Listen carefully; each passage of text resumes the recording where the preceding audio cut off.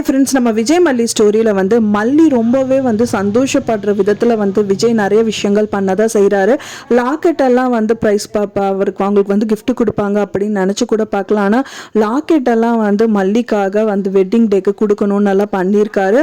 அது மட்டும் இல்லாமல் அந்த விஷயத்த வந்து அரவிந்த் வந்து மல்லிகிட்ட சொல்கிறாரு. அதுதான் ரொம்ப ஆச்சரியப்பட வேண்டிய ஒரு விஷயம் அப்படின்னு சொல்லலாம். மல்லிக்கு எந்த விஷயமே தெரியாது, எல்லாமே சர்ப்ரைஸாக வச்சுட்டு வெட்டிங் டே அப்போ வந்துட்டு கொடுக்கலாங்கிற மாதிரி தான் வச்சுருக்காரு. அதுக்குள்ளேயே இந்த மாதிரி விஷயங்கள் எல்லாமே நடந்து முடிஞ்சிருச்சு.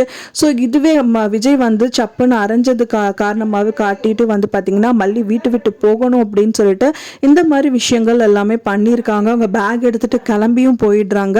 வெண்பா ஒரு பக்கம் வந்து ரொம்ப சோகமாக அவங்க அப்பா மடியில் உட்காந்து அழுதுட்டு இருக்காங்க. நான் தானே பண்ண அப்பா, எதுக்கு வந்து மல்லியம்மாவை அனுப்புனீங்க, மல்லியம்மா வேணுங்கிற மாதிரி அவங்க புலம்புறாங்க.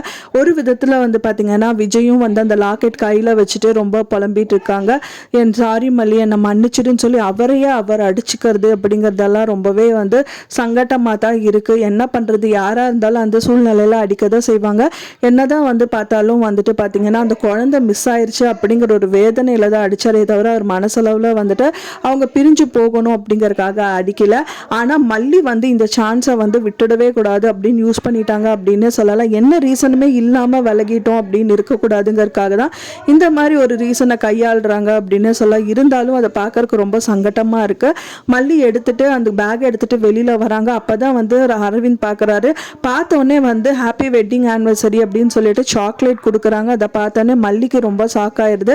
நம்மளுக்கு வெட்டிங் டே அப்படின்னு சொல்லிட்டு அரவிந்துக்கு எப்படி தெரிஞ்சுது அப்படின்னு சொல்லிட்டு ஒரு சமயம் ஞாபகம் வச்சுட்டு இருக்காருன்னு நினச்சிட்டு இருந்தார். அப்புறம் தான் தெரிய வருது விஜய் வந்து பார்த்தீங்கன்னா அவங்களோட வெட்டிங் டே வந்து வர்றது சொல்லியிருக்காரு. அது மட்டும் இல்லாமல் லாக்கெட் வந்து அரவிந்த் கிட்ட கொடுத்து பண்ண சொன்னது.